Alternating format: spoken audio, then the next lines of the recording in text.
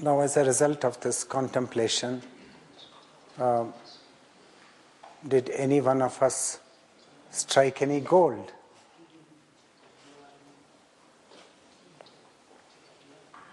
Anyone made any discovery? Great. I got some quiet. Great. That's silver. But it's good. It's good.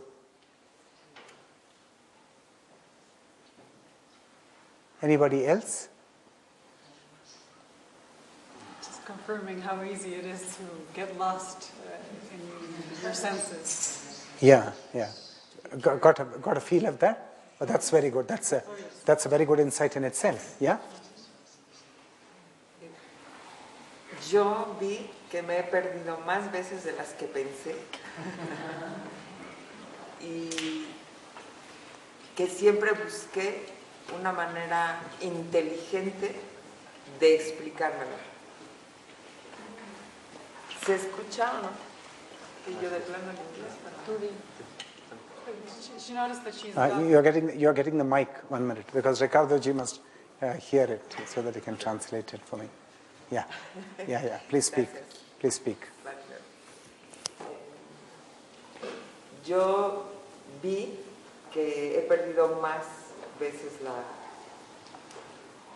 la inteligencia de las veces que yo pensaba y descubrí que siempre he usado inteligencia, entre comillas, para explicar cada una de esas situaciones. No. Gabriel, ¿puedes traducir tú? Él sí puede. O ella. That she noticed that she's gotten lost with her senses more often than she had realized, and that she's tried in an intelligent way to explain to herself all these times she's gotten lost. She made the discovery that she's lost so many times? And that she tried to explain herself in an intelligent way why she had gotten lost with her senses. Oh, very clever. Very clever. That was her discovery. Oh, very clever. Okay. So you see the tricks the mind was playing? Can you just Yeah. That's a good insight. That's how you got to discover, step by step, little by little. Got to discover. Only you can do it. Nobody can do it for you. Good. Silence was good. Anybody else wanting to say anything? As it says there, you get carried away. Exactly. And I discovered that I've been carried away a lot of times without realizing it. Right. Lost in the senses. Yeah, right. So one of the important things in the spiritual life. Yo lo que vi es que cuando me he perdido en los sentidos ha sido un origen de una carencia emocional, de una necesidad emocional. She's gotten lost in her senses because of a shortcoming, an emotional shortcoming. That was her discovery. The reason why she got lost in her senses was due to an emotional shortcoming. What is that shortcoming? ¿Cuál es tu carencia emocional? A veces necesidad de ser amada, a veces necesidad de ser aceptada, a veces necesidad de reconocimiento. Need to feel loved, accepted, recognized. Oh, okay. So she wanted that. So because of that she got lost. Okay, good. That's a good discovery. Good discovery. I saw when I'm coming to you. I'm coming. Yeah. When I use the intelligence, the only thing Little louder so that everybody can hear. The only thing I can do is like surrender. And from there, something new is going to happen. And I'm like protegida, like Protected. contenida. Who surrenders and to whom are you surrendering? Who is surrendering and to whom are you surrendering? She's surrendering.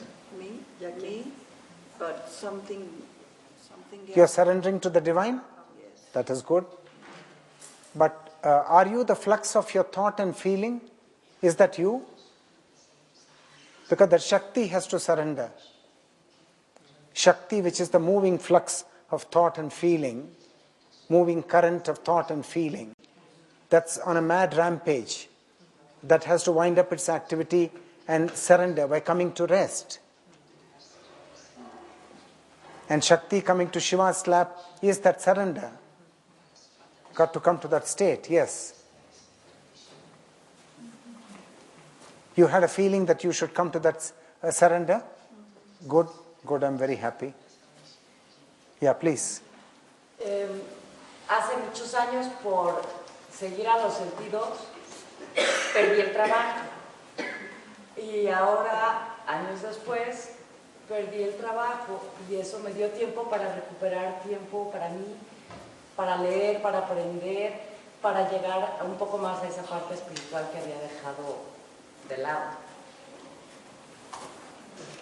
She lost her job a few years ago because she was following her senses. Oh. And she lost her job again. Oh. And she used that time that she did not have a job to work on herself again and Okay, great. find herself again. Great, you're discovering now. This is what must happen. Yeah, you're discovering. Spiritual discovery. Yeah.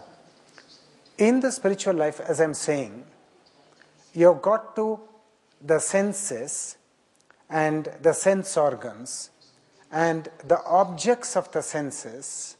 For example, the objects for the eyes are beautiful things.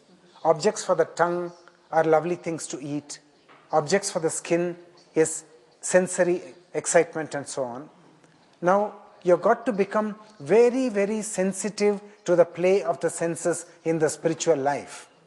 If that sensitivity is not there to the havoc that the senses are working and to our fall in the field of the senses, then your spiritual life doesn't have enough clarity, doesn't have enough light. So got to look at this. This is so important. I'm very much confused because my senses became a profession for me. I was a dancer. Wonderful. So through the feeling, through the senses, I decided this is what my life is going to be committed. Right. And I became, after many years, as a teacher of Dance, of art. Lovely. So I feel that senses sometimes has saved me from situations that I can feel so bad in some of them that my consciousness says, this is enough, this is a situation I don't want to be living anymore. So I think that also the senses has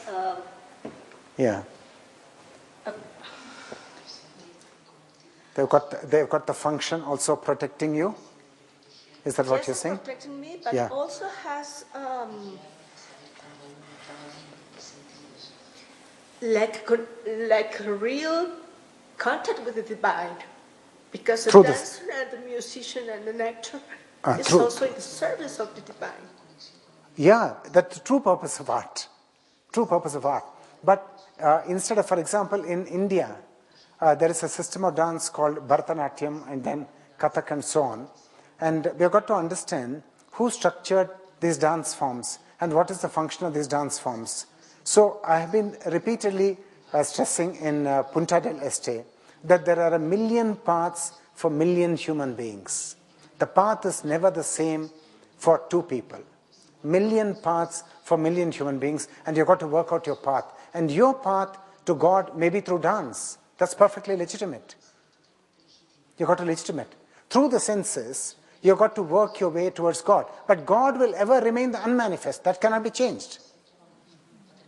That can't be changed. But you can use dance, you can use astrology, you can use sculpture, and you can use mathematics to reach God. There are infinite number of paths to reach God. And you've got to choose a path which is very suited to your temperament. How you're psychologically made up. What is your psychological makeup? So you can use marijuana to get to God. LSD. No, you know where LSD takes you. It doesn't take you to God. It takes you to a psychiatrist ultimately. But say marijuana. Does that take you to God? I mean. No, it doesn't take you to God. So when you say that there's so many avenues. Yeah. For every human being. Yeah. They are. Yeah. Like the main thing is being centered and soft and going in that different space. There's no other catalyst. Like you said, music will take you there. Yeah, music and mathematics, music, anything. And appreciation of nature, for example. Getting into communion with nature like some of the sadhakas had. Appreciation of nature, communion with the divine as nature as an expression of the divine itself. So many avenues are there. And you've got to see, I'm repeatedly emphasizing, you've got to see what is in tune with your temperament, and you've got to start walking on that path. It's not blind following, not 1,000 people going on one road and you just follow behind. No, that's not it. You've got to work out, because each human being is a unique manifestation of God, a unique manifestation. And what is true for one is not true for another.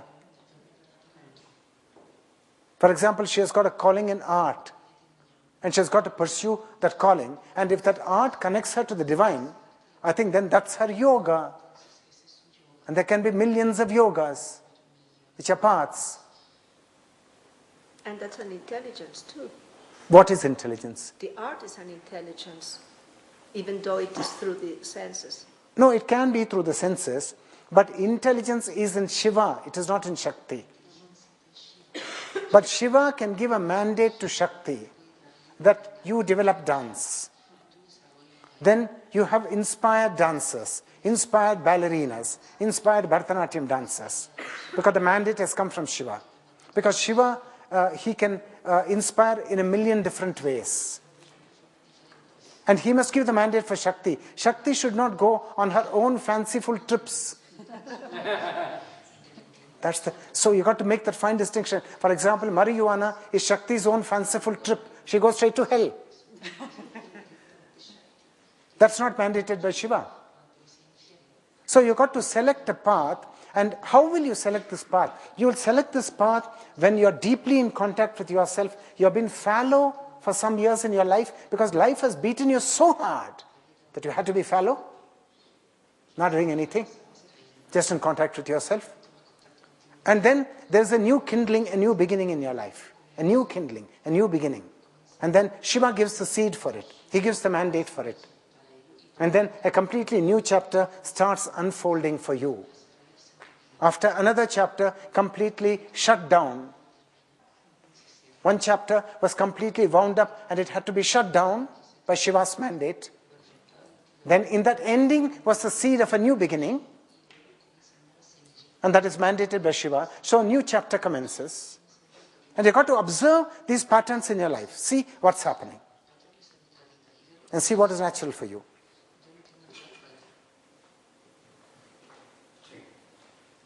En mi caso, me llegó un espacio en el que sentí perder mi inteligencia en el momento de querer controlar los sentimientos de los demás, cuando anteriormente para mí eso sentía como inteligencia, ¿no? Y ahorita lo veo completamente polarizado, ¿no?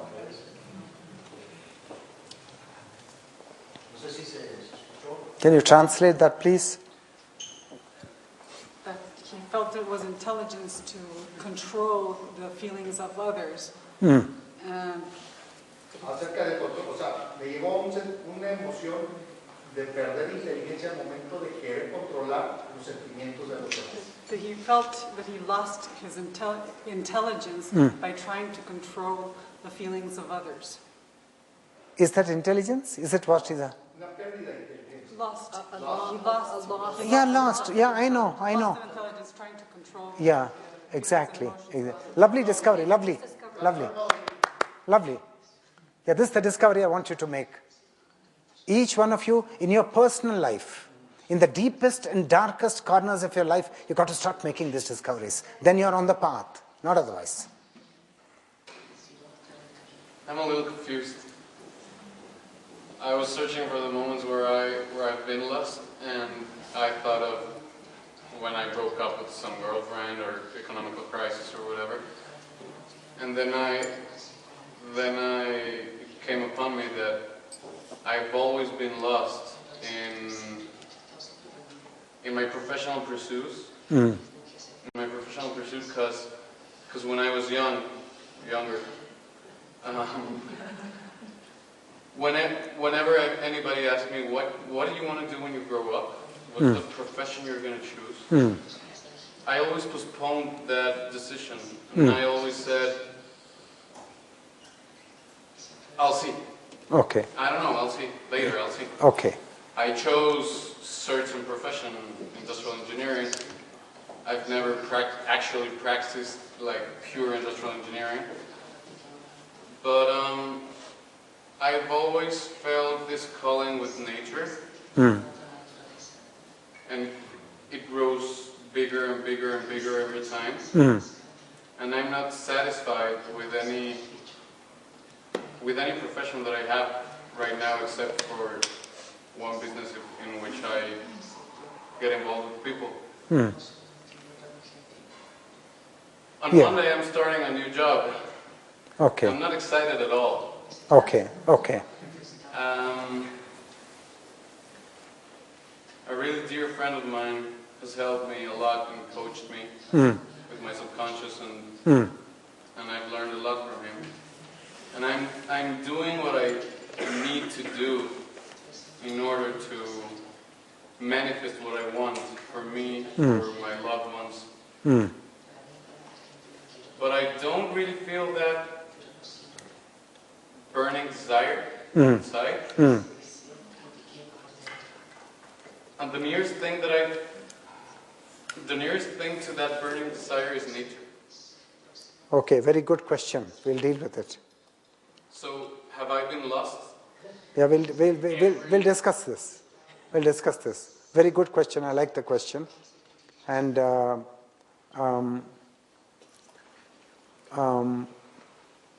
see, one of the things in the spiritual life is that one has got to be terribly honest with oneself. You've got to be terribly, terribly honest with yourself. And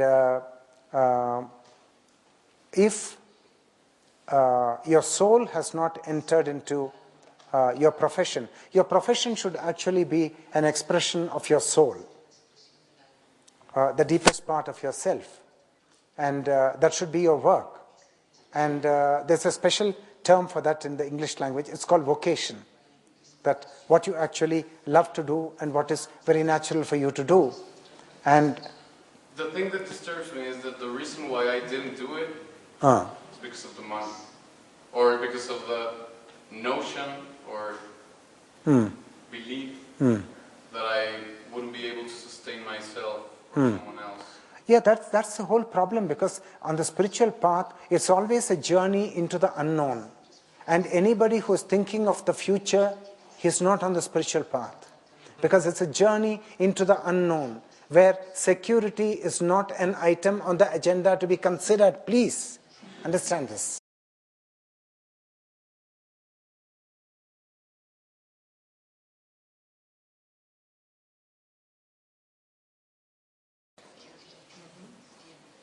Because this is connecting to God.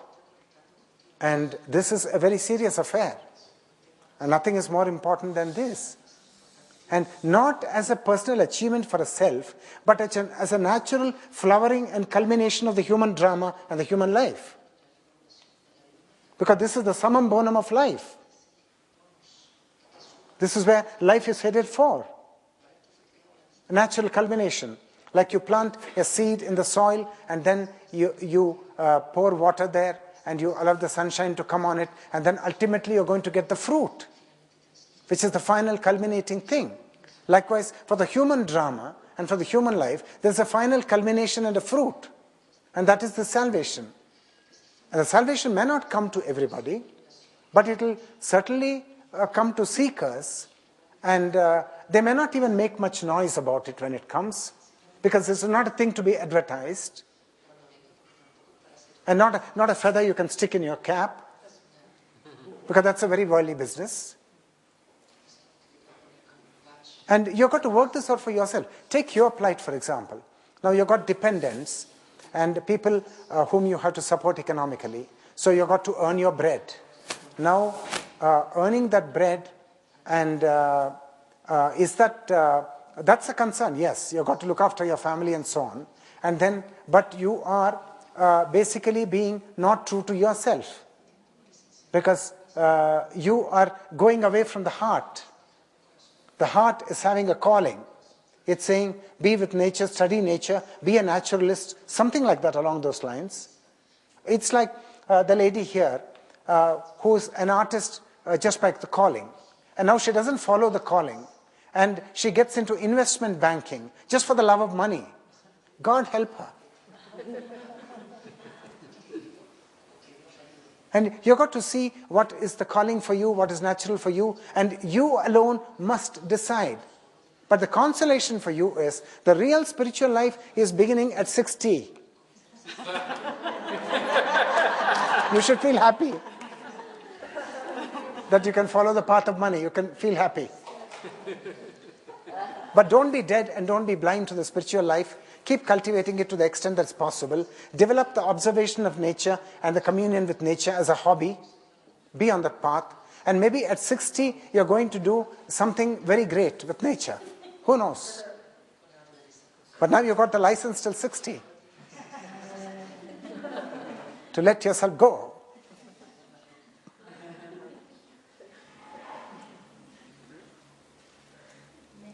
And I want to answer a little bit more on the artist's question. And she says, is there intelligence in the art? Yeah. There is intelligence in the art if the art takes birth from the heart. And Shiva has inspired it. But if you're getting into the art for the love of money, or for the love of fame, or for the love of a more sensual calling, then that may not be mandated by Shiva. That may be an independent trip which Shakti is making on her own.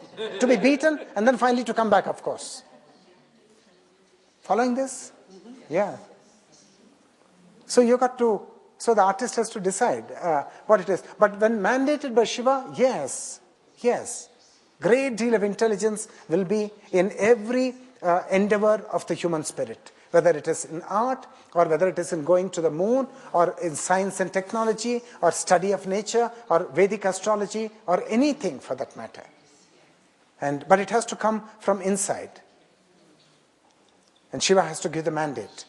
And then you know that such a person is under inspiration. He's an inspired person. How does this manifest in science? In science, actually, I said Prajnanam Brahma is the qualification of God. That is, God is intelligence. Now, if you look at all the creative people, I said in the contemporary society of the modern world, we have a small number of people whom we may call creative minority. They give the overall direction to society as a whole. And in every civilization and in every epoch, the creative minority is different. Now, it is scientists, technologists, and professors, learned men, statesmen, and so on. And so they are in touch with that source. And so the intelligence is continuously effervescent. It's effervescent. So but they don't know that God is doing all the work. And they take the credit themselves. That's the sad part of the story. So all creative men. And in the horoscope, this is seen as strong planets in the 4th house and the 5th house. 5th house is the house of creative intelligence. 4th house is the house of understanding. And so when you've got God's grace in plenty in the 4th house and the 5th house, and in the 9th house and 10th house, then that person is going to go places, not because he's a smart guy, but because God has already blessed him at the time and place of birth. He's already been blessed at the time and place of birth. And the ship of his life is set a-sailing by God. And so one has to ever identify the invisible hand of God in all things. And work out so that the religion becomes true in your life. Work it out. In your own original way. And there are so many directions in which you can connect to the divine. But you have to be true to yourself. That's the most important thing. Got to be utterly, utterly true to yourself. That's why in the Hindu world, they made a principle